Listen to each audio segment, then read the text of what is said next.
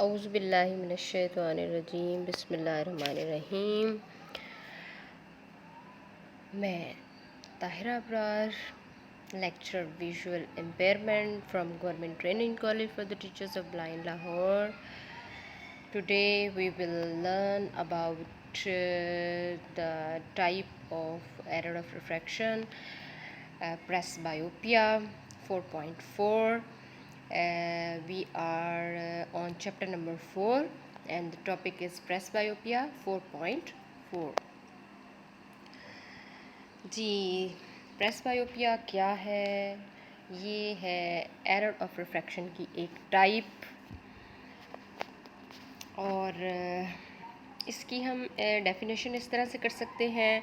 It is an insufficiency of accommodation leading to impairment of vision for near work due to old age. मतलब old age की वजह से करीब का काम करने में मुश्किल महसूस होती है और वजह इसकी क्या होती है?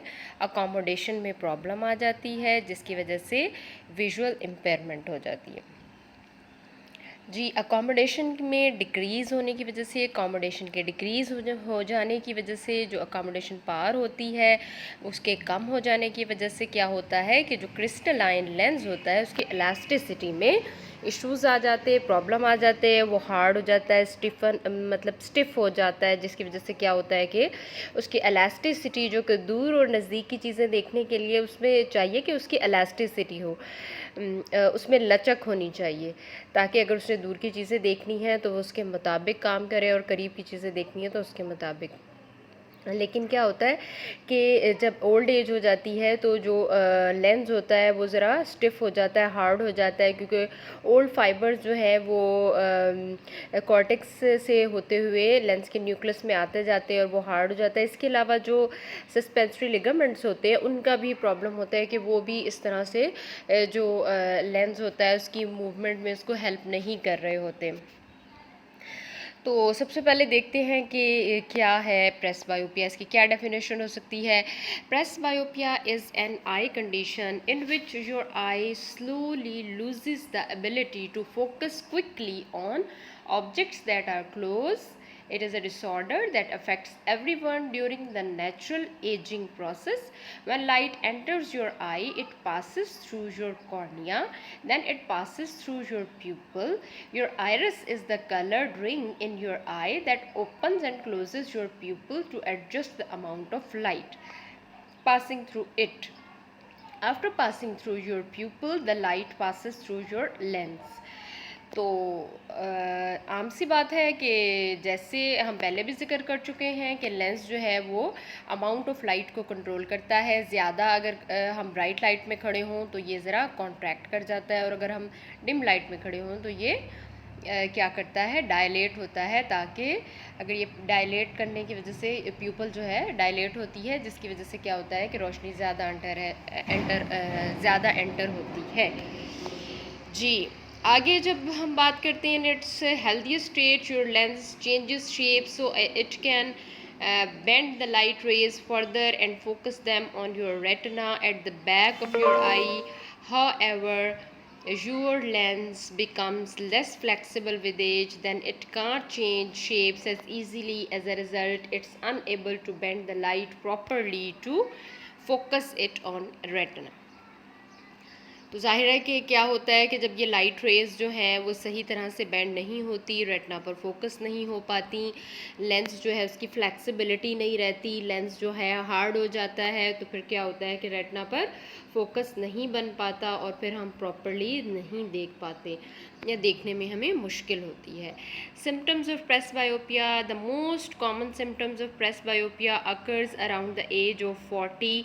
For most people, the symptoms of presbyopia typically involve a gradual deterioration in your ability to read or do work up close.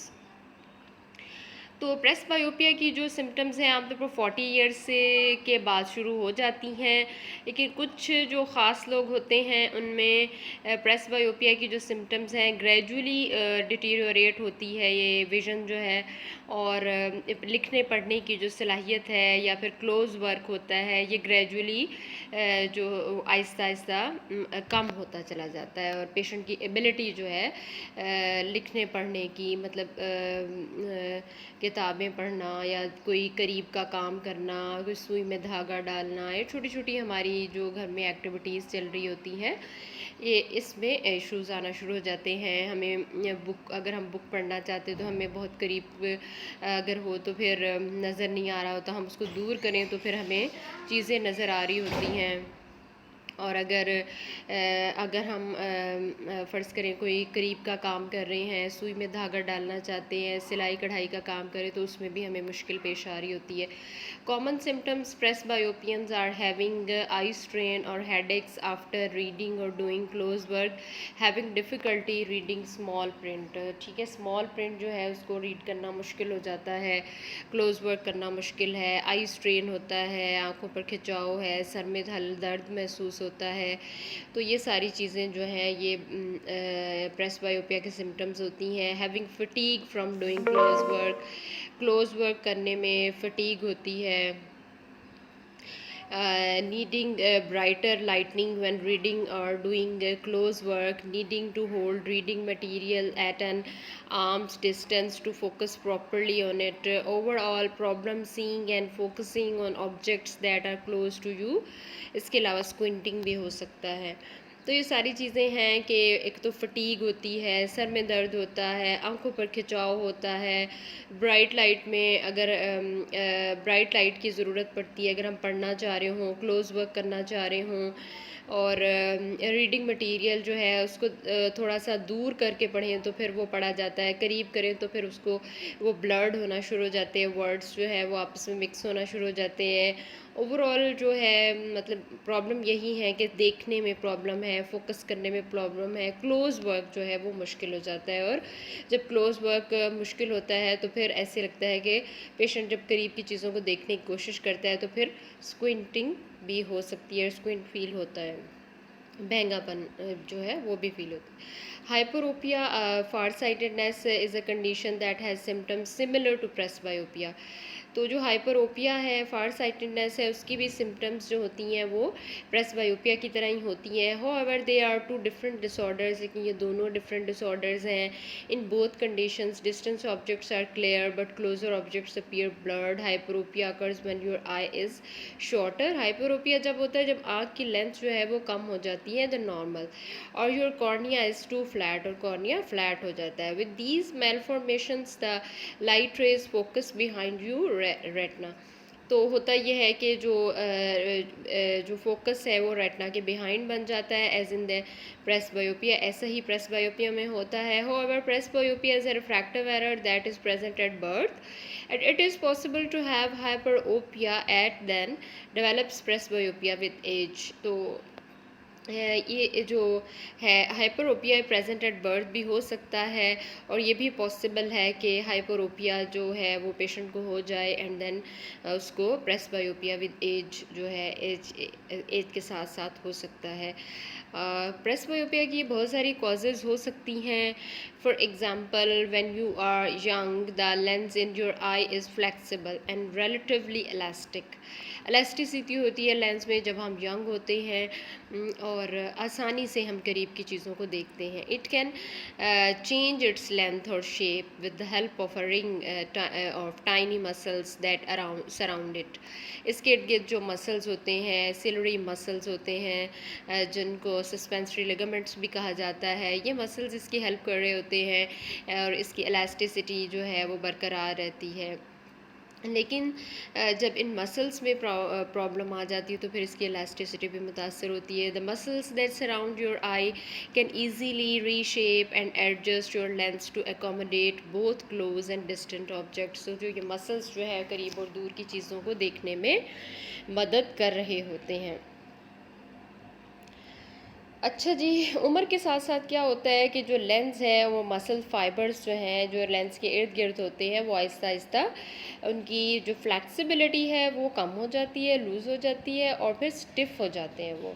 With age your lens and the muscles fibres surrounding your lens slowly lose flexibility and stiffen, hard हो जाते हैं और फिर इसकी elasticity जो है वो उस तरह से नहीं रहती।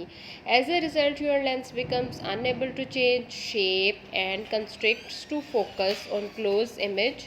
With this hardening of your lens, your eye gradually loses its ability its ability to focus light directly on to your retina. तो फिर ये होता है कि जब उसकी एलास्टिसिटी नहीं रहती, जब उसमें लचक नहीं रहती, वो हार्ड हो जाता है, तो फिर क्या होता है कि आहिस्ता आहिस्ता उसकी ये सलाहियत भी ख़त्म हो जाती है कि वो रेटना पर बिल्कुल डायरेक्टली फोकस कर सके। तो जो उसकी फ़ोकस करने की एबिलिटी होती है जब वो लूज़ कर देता है तो फिर क्या होता है कि सही तरह से रेटना पर फोकस नहीं हो पाता और फिर जो पेशेंट है उसकी करीब की नज़र ख़राब हो जाती है। इसके हम कुछ रिस्क फैक्टर्स भी देख लेते हैं कि आमतौर पर कौन लोग ऐसे हैं कि जिनको प्रेस बायोपिया हो सकता है। The most significant risk factor for presbyopia is age. Most people lose some ability to focus on close objects by age 40। आमतौर पर देखें तो उम्र है जो एज होती है ना, 40 साल की उम्र के जो लोग होते हैं उनको करीब काम करने में मुश्किल महसूस होती है। It affects everyone but some people notice it more than other. Certain disease or drugs can cause presbyopia। लेकिन अगर उनकी एज के कुछ लोग ऐसे होते हैं जिनकी एज इतनी ज़्यादा नहीं हुई होती, मतलब 40 की एज के करीब नहीं होते, लेकिन होता ये है कि वो कुछ ऐसी ड्रग्स ले रहे होते हैं, सर्टन ड्रग्स ले रहे होते हैं जिसकी वजह से क्या होता है कि उनकी जो करीब की नज़र है वो ख़राब होना शुरू हो जाती है और उनको प्रेस बायोपिया हो जाता है यंग एज में ही।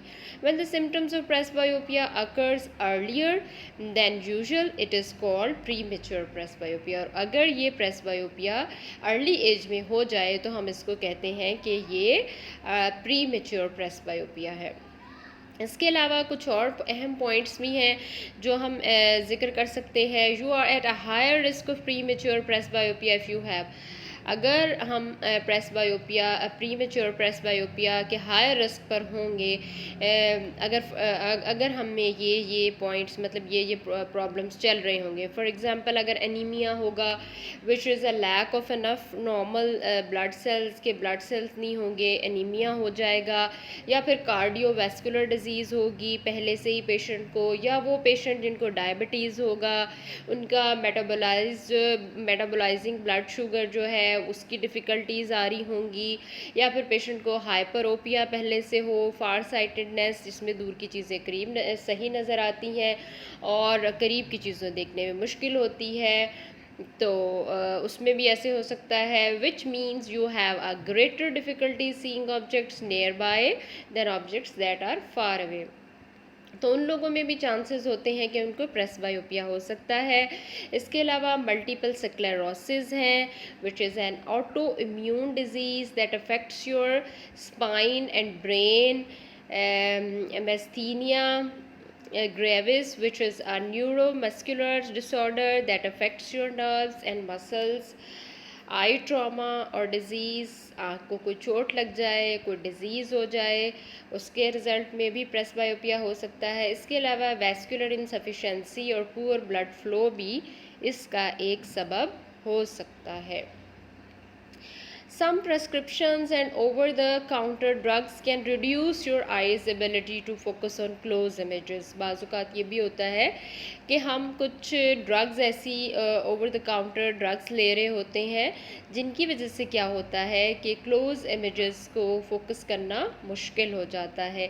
Taking the following drugs can put you at a higher risk of premature presbyopia. और ये जो ड्रग्स हैं इनकी वजह से क्या होता है कि हम प्री मेच्योर प्रेस बायोपिया का शिकार हो सकते हैं। तो ये ड्रग्स कौन कौन सी होती हैं? इनमें जो नंबर 1 है वो सबसे पहले जो है वो अल्कोहल है।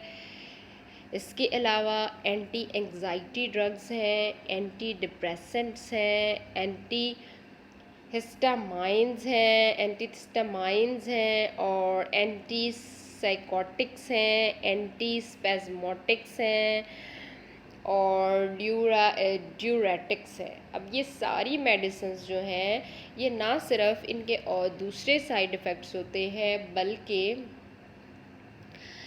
इनके साइड इफ़ेक्ट्स जो है वो आँख पर भी होते हैं। ना सिर्फ ये जिस्म के दूसरे हिस्सों को मुतासर कर सकती हैं, एंटी एंग्जाइटी, एंटी डिप्रेसेंट्स और ये जो अदर मेडिसिन्स हैं, ना सिर्फ ये जिस्म के दूसरे हिस्सों को मुतासर कर सकती हैं बल्कि ये आँख को भी मुतासर करती हैं। जिस तरह से प्रेसबायोपिया में ये करीब की नज़र जो है मुतासर हो जाती है, इसी तरह से ये मेडिसिन अगर इस्तेमाल कर रहे होंगे तो फिर 40 की एज से पहले ही पेशेंट जो है उसकी करीब की नज़र ख़राब होना शुरू हो जाएगी। इसके अलावा और कुछ फैक्टर्स भी हैं, other factors that may put you at a higher risk of premature presbyopia are being female में ज़्यादा हो सकता है, हैविंग इंट्राओक्यूलर सर्जरी और surgery done on the inside of the eye, अगर आँख की कोई सर्जरी हुई हो या फिर अगर अनहेल्दी डाइट ले रहे हों, eating N unhealthy diet, having decompression sickness or the bands which results from rapid decompression and typically occurs in scuba divers that surface too quickly। ठीक है, ये तमाम जो चीज़ें जो हैं जो लोग रिस्क पर हैं उनके बारे में हमने ज़िक्र किया कि ये लोग जो हैं जिनको ये प्रॉब्लम होंगे, ये इशू होंगे, वो हाई रिस्क पर होंगे कि उनको प्रेसबायोपिया हो जाएगा। जी, फिर हम अगर डायग्नोज को देखें कि डायग्नोज ऑफ प्रेसबायोपिया क्या हो सकता है, तो सबसे पहले ज़ाहिर है डॉक्टर से कांटेक्ट किया जाता है। कांटेक्ट योर डॉक्टर और eye specialist if you have any of the symptoms of presbyopia. Even if you are not experiencing symptoms you should have an eye examination by age 40। अगर आपको symptoms नहीं भी हैं तो फिर भी आपको चाहिए कि आप 40 की एज के बाद अपना एग्जामिनेशन ज़रूर कराएं। According to the foundation of the American academy of ophthalmology, adults who don't have any symptoms और risk factors associated with eye disease should have a baseline examination at age 40। यानी 40 के बाद आम तौर पर लोगों को प्रेसबायोपिया हो जाता है, लेकिन अगर किसी को ऐसी कोई सिम्टम्स नहीं है तब भी उसको चाहिए कि वो 40 की एज के बाद अपना मुआयना ज़रूर करा ले। An eye screening can identify early signs of disease and vision changes that can begin sometimes without any symptoms। बाज़ होता है कि अंदर जो भी चेंजेस आ रही होती हैं, जो साइंस होते हैं वो पेशेंट को नहीं पता चल रहे होते, तो क्या होता है कि एग्ज़ामिनेशन से ये होता है कि डॉक्टर को पता चल जाता है कि क्या चेंजेस आने वाली हैं और क्या पेशेंट की जो विज़न है वो इम्पेयर होने वाली है। तो ये होता है कि फिर वो प्रिकॉशनरी जो भी ट्रीटमेंट है वो कर लेंगे। Around this age, presbyopia can be diagnosed as part of a comprehensive eye examination. A typical exam will include tests to evaluate your eyes for the pressure of disease and vision disorders. Your pupils will probably be dilated with special eye drops to allow your doctor to examine the inside of your eye। तो pupil को special drops के ज़रिए से dilate किया जाता है और फिर आँख के अंदर से देखा जाता है कि अंदर का एग्ज़ामिनेशन किया जाता है कि जो भी अंदर कोई इशू चल रहा है उसको देख लिया जाए कि कौन सा हिस्सा जो है वो डिज़ीज़ की तरफ लेकर जा रहा है पेशेंट को। तो आई एग्ज़ामिनेशन जो है वो बहुत ज़रूरी होता है, चाहे आपको सिम्टम्स हों या ना हों। तो वक्तन फ़वक्तन जो है वो आई एग्ज़ामिनेशन करवाते रहना चाहिए। अब ये जो पिक्चर आपके सामने है आपको नज़र आ रहा है कि नॉर्मल आई देखिए कि रोशनी की शुआएं आँख में दाखिल हो रही हैं और रेटिना पर फोकस हो रही हैं सबसे पहले, और उसके बाद सेकंड आई जो है उसमें पेशेंट को प्रेसबायोपिया है और जो इमेज है वो रेटिना के बाद बन रहा है। होता ये है कि रेटिना के बाद इमेज बन रहा है तो क्या होता है कि रेटिना के बाद इमेज बनने की वजह से रेटिना के बाद इमेज बनने की वजह से क्या हुआ कि जो करीब की चीज़ें थी वो देखने में मुश्किल हो रही थी पेशेंट को, और जो दूर की चीज़ें थी वो उसको बेहतर नज़र आ रही थी। अब आप इसमें लेंस की पोजीशन भी देख सकते हैं कि वो फ्लैट हो रहा है। अगर प्रेस बायोपिया जो है करेक्ट कर दिया जाए, प्रेस बायोपिया को करेक्ट कर दिया गया है और इसमें लेंस लगा दिया गया है, कॉन्टेक्ट लेंस लग गया है। तीसरी पिक्चर में अगर हम देखेंगे करेक्टेड विद आई ग्लासेस और कॉन्टेक्ट लेंस है, कॉन्टेक्ट लेंस के इस्तेमाल से या ग्लासेस के इस्तेमाल से प्रेस बायोपिया को ठीक करने की प्रेस बायोपिया को ठीक किया गया है।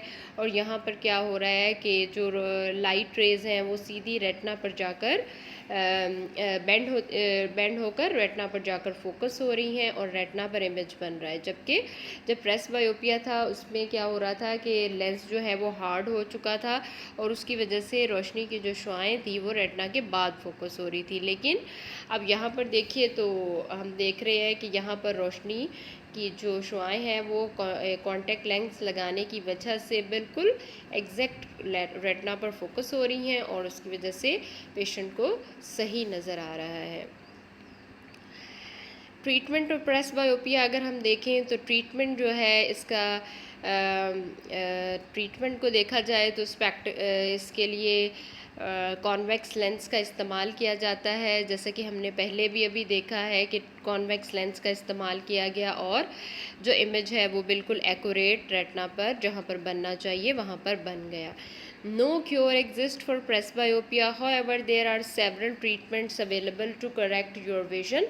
Depending on your condition and lifestyle, you may be able to choose from corrective lenses, contact lenses, or surgery to correct your vision. तो कॉन्टेक्ट लेंस का इस्तेमाल किया जा सकता है, सर्जरी भी की जा सकती है और इसके अलावा जो करेक्टिव लेंस हैं उनका इस्तेमाल किया जा सकता है। नॉन प्रिस्क्रिप्शन लेंसेज जो है, if you don't need eye glasses, अगर आपको ग्लासेस की ज़रूरत नहीं है before getting presbyopia, you might be able to use non prescription reading glasses. These readers are typically available at retail stores such as drug stores that typically work best for reading or close work. Reading और close work के लिए बेहतर तौर पर काम करते हैं और आमतौर पर अवेलेबल होते हैं स्टोर्स पर।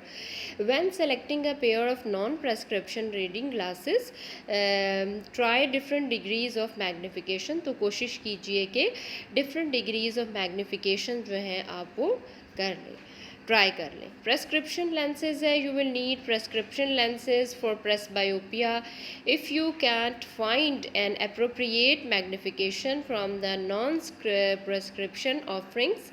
You will also need a prescription if you already have lenses to correct another eye problem. तो ये भी क्या कर सकते हैं, ठीक है। सर्जरी अगर की जाए, there are several surgical options to treat presbyopia. For example conductive keratoplasty है, इन्वॉल्व यूजिंग रेडियो फ्रीक्वेंसी है, energy to change the curvature of your cornea है। While it is effective, the correction may diminish over time for some people. Laser assisted in situ keratomelis's LASIK can be used to create monovision.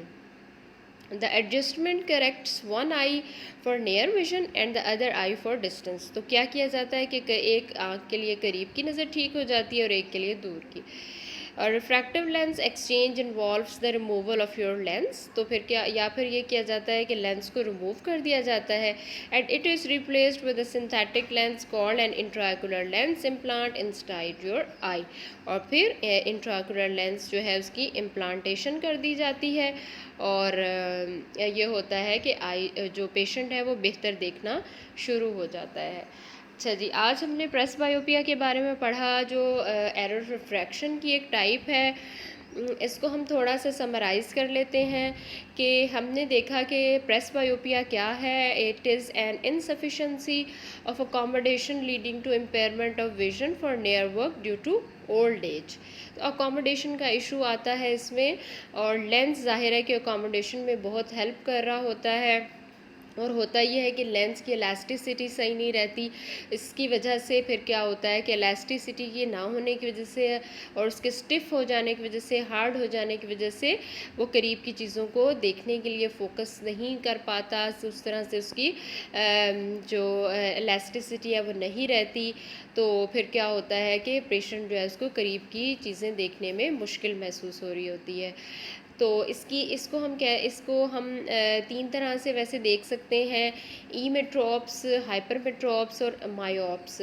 अगर हम ईमेट्रोप जो normal लोग होते हैं जिनमें कोई issue नहीं होता आँख का, कोई एरर ऑफ रिफ्रैक्शन नहीं होती और नॉर्मली वो सही देख रहे होते हैं, तो उन लोगों में आमतौर पर 40 साल की उम्र में प्रेस बायोपिया होता है। लेकिन जो लोग हाइपरमेट्रोप होते हैं जिनको फार साइटेडनेस होती है पहले ही, तो उन लोगों में आमतौर पर ये होता है कि 40 साल से पहले ही हाइपरमेट्रोपिया हो जाता है। और लेकिन जो मायोप्स होते हैं उनमें ये होता है कि 40 साल की उम्र के बाद भी लेट तक उनको उनको ये जो सिम्टम्स हैं होती हैं, मतलब प्रेस बायोपिया की आफ्टर 40 ईयर्स जो है फिर होता है। It occurs at a very late age after 40 years. तो हम और भी हमने इसके सिम्टम्स वगैरह देखे कि सिम्टम्स में ये था कि नेयर वर्क करने में इशू आता है और डिफ़िकल्टी होती है रीडिंग में, स्मॉल प्रिंट्स रीड करने में। इसके अलावा थ्रेडिंग का नीडल, सुई में धागा डालना या बहुत ही करीब के सिलाई कढ़ाई के काम हैं उनमें मुश्किल आ रही होती है। तो ये हम सब देख रहे होते हैं कि आमतौर पर घरों में जो बड़े होते हैं 40 साल की उम्र के बाद सुई में धागा डालना मुश्किल महसूस हो रहा होता है, या किताब या अखबार पढ़ रहे हों तो उसको दूर करके पढ़ते हैं। उनमें आमतौर पर यही होता है कि वो प्रेस बायोपिया का शिकार हो चुके होते हैं और उनकी विजन जो है वो इसी वजह से इम्पेयरमेंट विजुअल इम्पेयर्ड वो हो जाते हैं और उनका जो वो मायोपिया की तरह से, जैसे हाइपरमेट्रोपिया की तरह से, जिस तरह से दूर की चीज़ें क्लियर नज़र आ रही होती हैं और जो करीब की चीज़ें हैं उनको देखने में मुश्किल हो रही होती है, ठीक है, और विजुअली इम्पेयर्ड जो है वो हो जाते हैं। तो मतलब जाहिर है कि उनकी जो करीब की नज़र देखने में प्रॉब्लम आती है, तो यहाँ पे उनकी इम्पेयरमेंट करीब की चीज़ें देखने में उनको पेश आती है, ठीक है। तो यहाँ तक हमने पढ़ा प्रेस बायोपिया के बारे में। तो ये काफ़ी हद तक आसान टॉपिक था और मेरे ख्याल में काफ़ी हद तक आपको क्लियर हो गया होगा। इसके बाद जो हमारा दूसरा टॉपिक है वो एस्टिग्मेटिज्म है। ये भी एरर ऑफ रिफ्रैक्शन की टाइप है। हमने एरर ऑफ रिफ्रैक्शन की 4 टाइप्स देखनी है।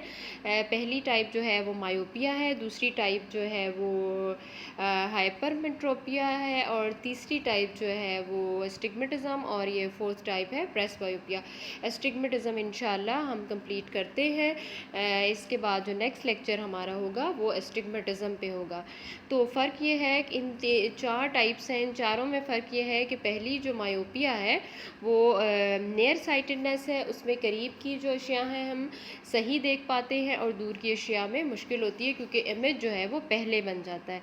जबकि जो हाइपरमेट्रोपिया है उसमें इमेज बाद में बनता है रेटिना के, जिसकी वजह से क्या होता है कि हमें दूर की अशिया जो है वो बेहतर नज़र आती हैं और करीब की अशिया देखने में प्रॉब्लम महसूस हो रही होती है।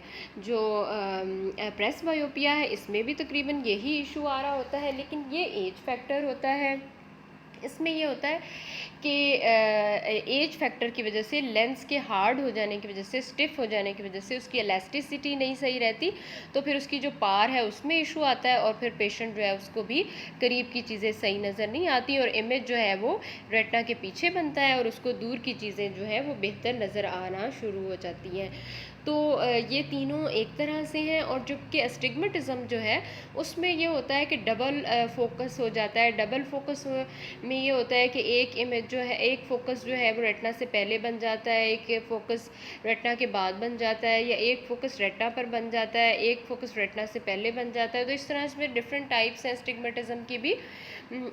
उसमें ये है कि विजन ब्लर्ड हो जाती है और जबकि प्रेस बायोपिया में ये है कि करीब की नज़र जो है वो सही नहीं रहती। हाइपरमेट्रोपिया में भी करीब की नज़र सही नहीं रहती और जो मायोपिया है उसमें दूर की नज़र का इशू आ जाता है। जबकि जो एस्टिग्मेटिज़म होता है इसमें कई टाइप्स हैं, इसमें दूर की नज़र भी ख़राब हो सकती है, करीब की ख़राब हो सकती है और मिक्स्ड हो जाता है ये।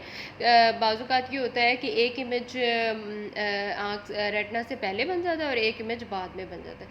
तो इस तरह के इश्यूज़ हैं। ये एरर ऑफ रिफ्रैक्शन में ये चारों टाइप्स जो हैं इंशाल्लाह आपको बहुत अच्छे तरीके से हमें ये कॉन्सेप्ट क्लियर हो जाएगा कि एरर ऑफ रिफ्रैक्शन क्या होती हैं, किस तरह से जो रिफ्रैक्शन है मतलब रोशनी की शुआओं का बेंड होना डिफरेंट जब वो मीडियम्स में से गुजरती हैं तो क्या होता है कि वो बेंड होती हैं और फिर रेटिना पर जाकर फोकस होती हैं।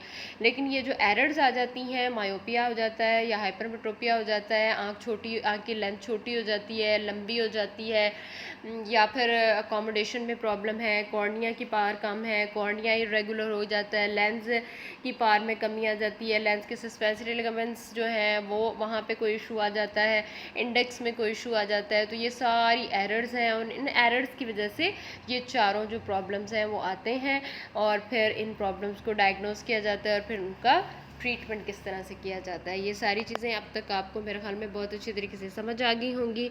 इंशाल्लाह नेक्स्ट हम जो पढ़ेंगे वो है स्टिग्मेटिज़म। उस वक्त तक के लिए शुक्रिया। अल्लाह हाफ़िज़।